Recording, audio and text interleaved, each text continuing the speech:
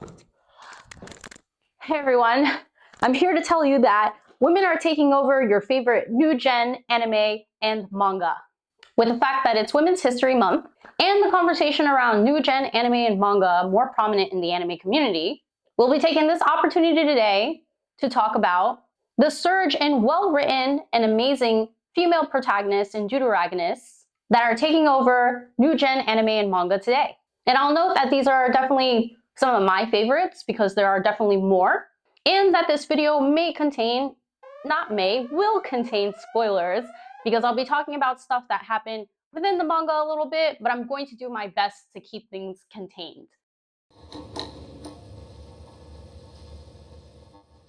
Hi everyone, welcome back to another episode of Animel. If you haven't been here before, I'm Mel, the host of this channel. On this list, we'll be talking mostly about women who are either in a secondary protagonist role, as in they share a spotlight with another character throughout the duration of the anime or manga. So we won't be talking about the great, wonderful female characters within Jujutsu Kaisen, just because none of them are Yuji or Megumi. And while I'd like to talk about Nobara, considering that Nobara is dead at most present time in the anime, I think we're just gonna continue moving along. Sorry.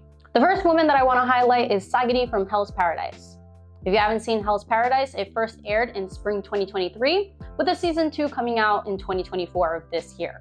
And her story and backstory starts off as one of burden, struggle, fear, and oppression from some of her other clan's members. She belongs to the Yamada clan and serves as an executioner for the country. So basically, they provide this service where they execute criminals for the government, and that's basically their jobs. But their ability to do so is to cleanly cut off a criminal's head flawlessly. And in exploring Sagiri and her story, we learn that she has yet to accomplish this successfully. There's always plenty of pain involved due to the fact that she always fears of taking someone's life, even if it's someone that has done wrong. Why I like Sagiri so much and why I think her placement in such a violent anime like Hell's Paradise is so wonderful is because she wants to be this executioner. The men in her clan tell her she can't be because she doesn't have what it takes because she's a woman. And the whole idea of being able to execute flawlessly without pain and cleanly is to have no emotions or to suppress your emotions and have no fear in taking someone else's life. And Sagiri poignantly highlights that she can't just take someone's life. She feels this immense burden, regardless of who this person may be.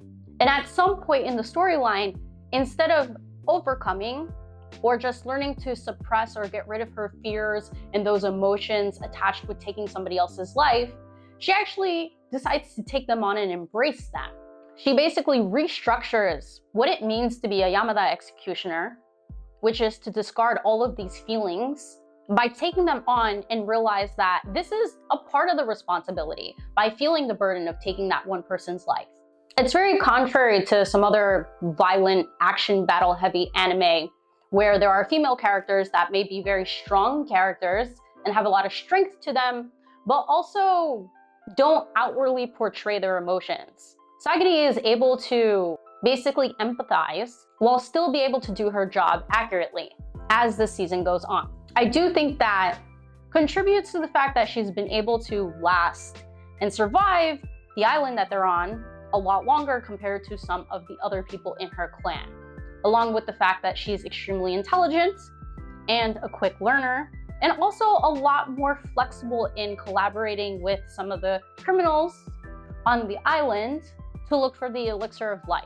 If you've never seen Hell's Paradise, this may sound very confusing to you, so I suggest you watch one of my other videos where I talk about the Dark Trio, which is inclusive of Hell's Paradise. Next on this list, which kind of helped inspire the idea for this video, is Izumo Fuuko from Undead Unluck.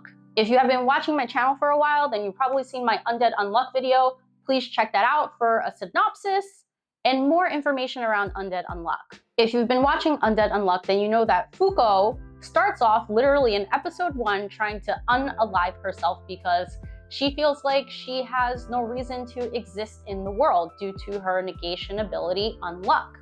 which brings a lot of pain and suffering to the people that she cares about. So she feels like she's not able to attain a normal relationship or normal relationships with other people for that reason.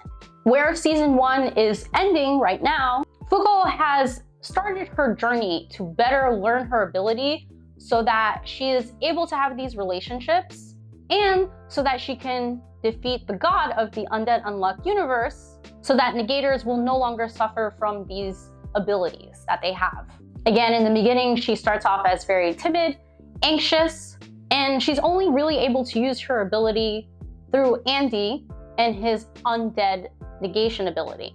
Now, with a strong desire to not spoil the manga as a manga reader, I will only say this. After the autumn arc, which is currently airing and where season 1 will end, Fuuko starts to essentially pull her own weight, where she doesn't use Andy as a means to activate her ability, but creatively starts to look for ways to use her unluck. And she learns to better navigate using her unluck without affecting the ones that she loves, and it is only directed at the Yumas and God terrorizing the world of undead unluck, or the earth of undead unluck.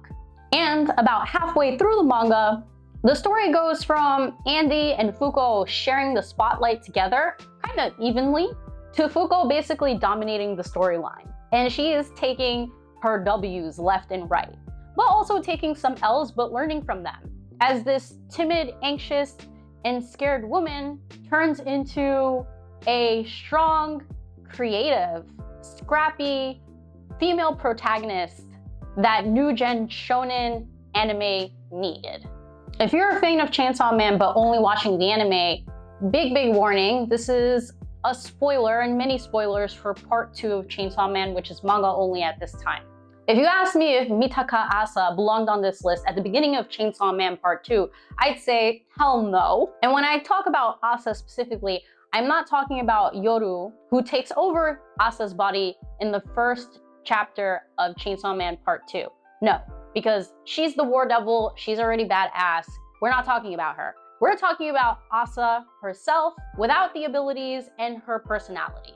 Thanks to the latest chapters of Chainsaw Man, if you're caught up, and how the story is going, Asa has definitely defined herself as one of the best female protagonists, or deuteragonists, in new gen shonen and amongst the dark trio. The start of her story is very sad though, because she is killed off within the first episode but revived through the possession of Yoru, the war devil. But through being possessed by Yoru, her personality doesn't get better overnight.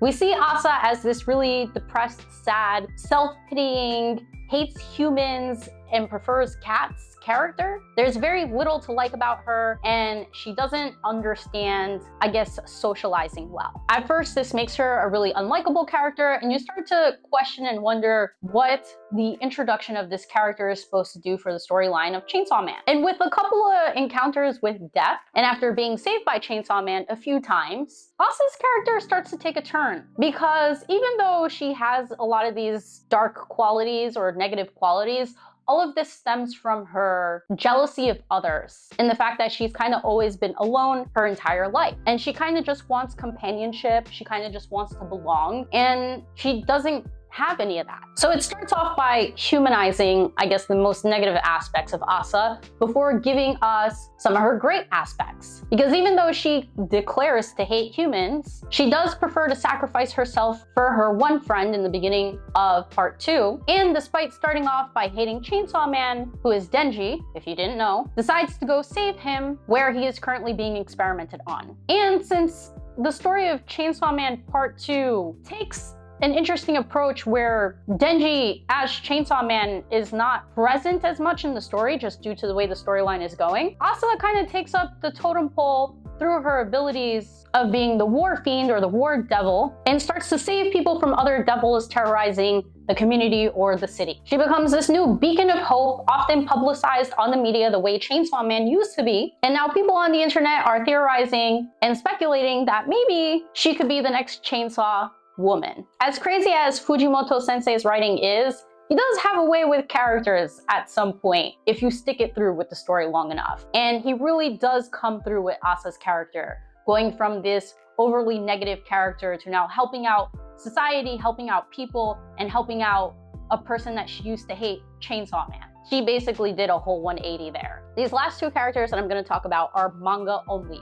They don't have anime yet. So if you're looking forward to them being animated or are not reading the manga or don't want it to be spoiled for you in any way, please fast forward to the outro. Another character that inspired the idea of this video is Ayase Momo from Dan Da Dan. I need to figure out how to say that because it's like an onomatopoeia, I guess. I will note that Dan Da Dan is getting an anime in October, so you won't have to wait too long if you want to watch the anime for this manga. But right out the gate with Momo from Dan Da Dan, you can tell that she's this really confident, outspoken, and strong-willed character. And I feel like there are women that are already portrayed like this in older anime, like for example, Bleach. A lot of the women within Bleach are, I would say, strong characters. They're not main characters, which is the huge distinction and difference here. These are strong-willed, confident women that we see within the anime of Bleach. So while Momo is not different in the sense of personality-wise, what I like so much about Momo and why she's on this list,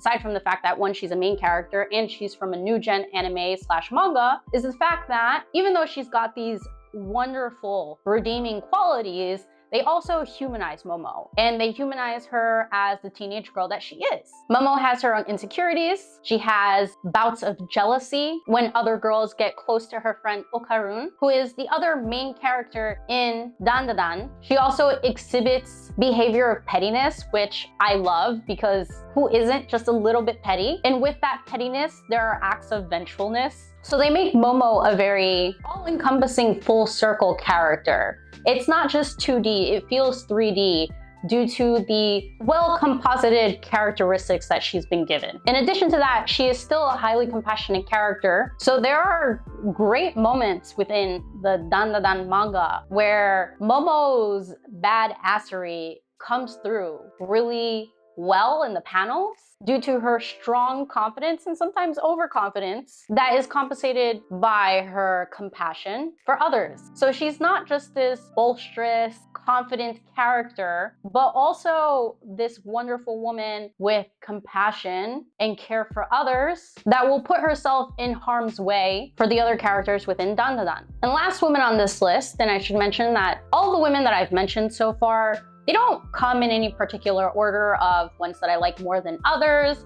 I just wanted to give you an unordered list of wonderful female protagonists within new gen anime and manga today. But this last one is a manga only with no sight of an anime coming. So by me suggesting this, you're probably just gonna have to pick up the manga. The manga is called Akane-banashi, and our main character is Osaki Akane. This is a new gen manga that is running in Shonen Jump, like all the other manga and anime that I've mentioned on this list. So I guess by default, they all classify as shonen then, right? And this story, Akane-banashi, follows Akane, a young woman around, who has taken it upon herself to show the Rakugo world how great her father's art style of Rakugo is by adopting it herself and striving to become one of the greatest Rakugoka in the Rakugo world within this manga. Kind of just as proof to demonstrate my dad's art style was great, even though you guys banned him from being a Rakugoka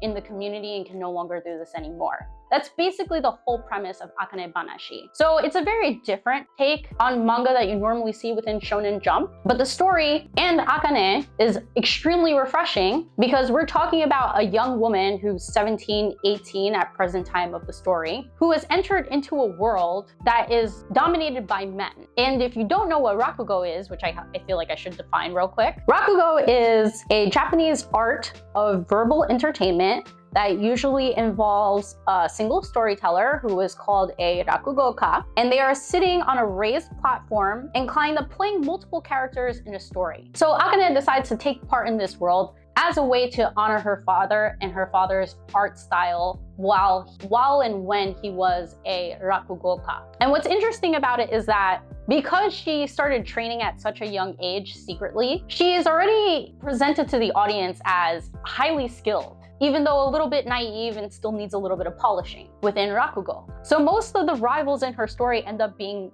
the underdogs instead of her, which ends up oftentimes serving a lot of humble pie to Akane when she loses out in competitions or finds and meets somebody that's better than her. But back to why I love Akane so much, and while her character as a woman is so well written in this manga and for new gen manga, is that even though she's this really strong, confident, and skilled character for the manga, she is also humanized. She's very impulsive, very headstrong, sometimes stubborn, other times overconfident, and finds herself struggling with the initial resolve that she had when pursuing a career as a rakugoka. Because while embodying her father's rakugo art style, at times she has to adapt the style if she wants to become a prominent and well-known rakugoka in the community, and one of the best, which is what she's striving for. In addition to that, we get introduced to other rakugoka women within the story, and it is pointed out that even though it's a male-dominant career and occupation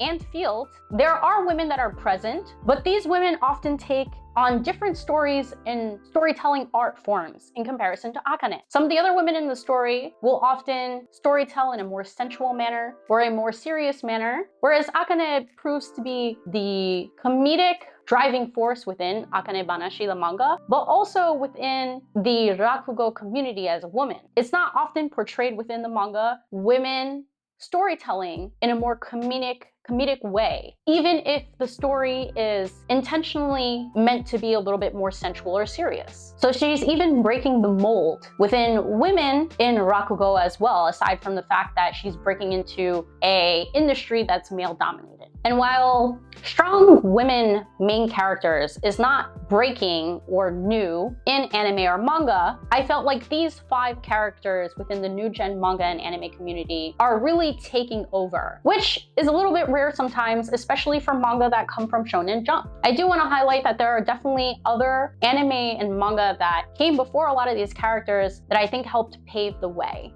like Yona from Yona of the Dawn. It's definitely an action anime where Yona is basically this princess that is out on her own now and needs to learn how to fight and survive. We've also got characters like Kagome from Inuyasha. Even though the show is called Inuyasha, Kagome is still a main character, and Maka from Soul Eater. Do people still know that Soul Eater exists? Who are some other female protagonists in new gen anime and manga that you think belong on this list? Please comment with those names down in the comments below. I hope you enjoyed this video though. Thank you again for always viewing. That's gonna be all for me. This has been another episode of Animel. I am the host Mel, and I will catch you all next week. Bye!